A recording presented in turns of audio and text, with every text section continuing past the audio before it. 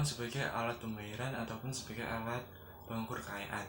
Nah, masih banyak orang yang belum paham apa sih sebenarnya itu uang. Pada video kali ini, saya dan teman saya akan membahas tentang uang.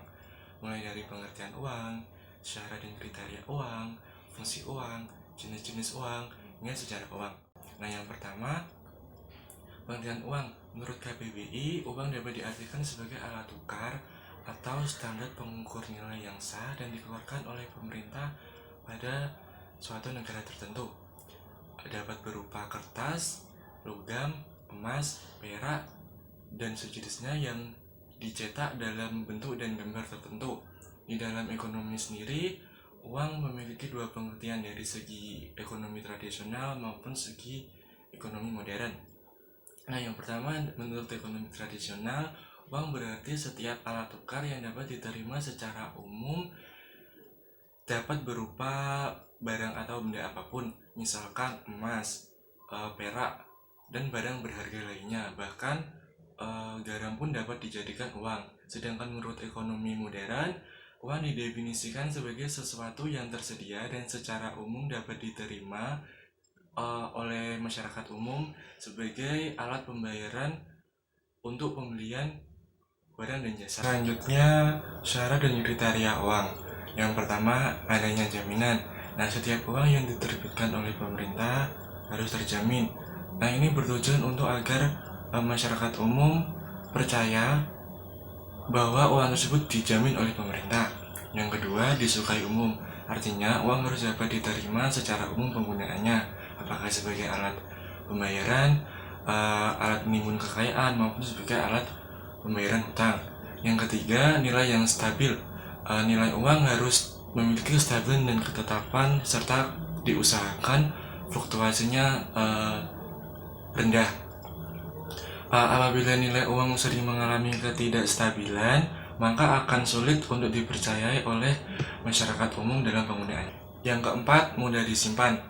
Uang harus mudah disimpan di berbagai tempat, termasuk tempat yang terkecil, misalkan saku. Sehingga uang harus memiliki fleksibilitas.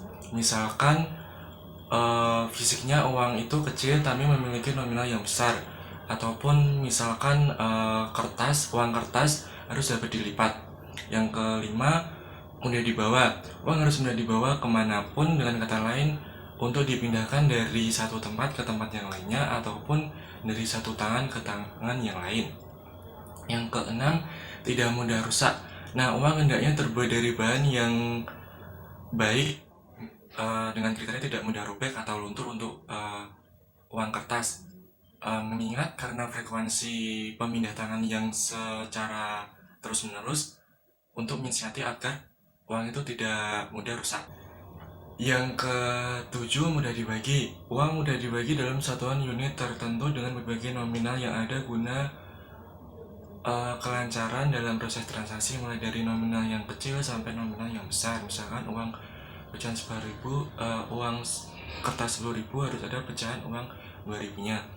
Yang kedelapan, supply harus elastis.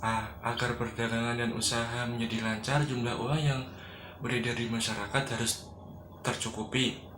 Tersedianya uang dalam jumlah yang cukup disesuaikan dengan kondisi usaha dan perdagangan pada suatu wilayah tertentu. Selanjutnya, fungsi uang. Nah, fungsi uang itu ada dua kategori, fungsi asli dan fungsi turunan. Nah, fungsi asli itu mengacu kepada kenapa sih kok diciptakannya uang. Nah, yang pertama, sebagai alat tukar umum atau medium of change. Nah, ini berfungsi sebagai alat untuk pertukaran dan mengatasi kesulitan dalam pertukaran yang dahulu, yaitu pertukaran barter. Nah, yang kedua, sebagai satuan hitung.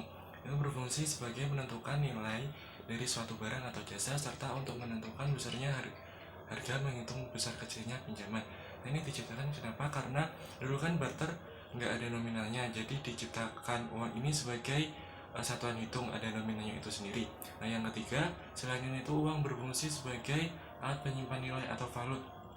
Misalnya kan uang dapat digunakan untuk mengalihkan daya beli dari masa sekarang ke masa yang datang, atau biasanya disebut menabung ya kalau sekarang. Yang kedua, fungsi turunan. Ya, fungsi turunan ada 5. Yang pertama, sebagai alat pembayaran yang sah. Kebutuhan manusia kan beragam ya, nggak melulu harus dengan cara tukar menukar atau barter. Nah, Guna mempermudah proses transaksi tersebut, maka diciptakan uang. Manusia kan memerlukan alat pembayaran yang dapat diterima oleh semua orang, yaitu uang itu sendiri. Yang kedua, sebagai alat pembayaran utang. Nah, uang ini dapat digunakan untuk mengukur pembayaran pada masa yang akan mendatang. Yang ketiga, sebagai alat menimbun kekayaan. Sebagian orang biasanya tidak langsung menghabiskan kekayaannya, namun menyisihkan beberapa uangnya untuk ditabung guna keperluan di masa yang akan mendatang.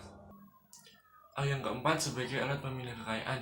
Biasanya kan orang hendak pindah dari satu ke tempat yang lainnya. Nah, mereka berpikir gimana caranya memindahkan kekayaan saya dari satu tempat ke tempat yang lainnya.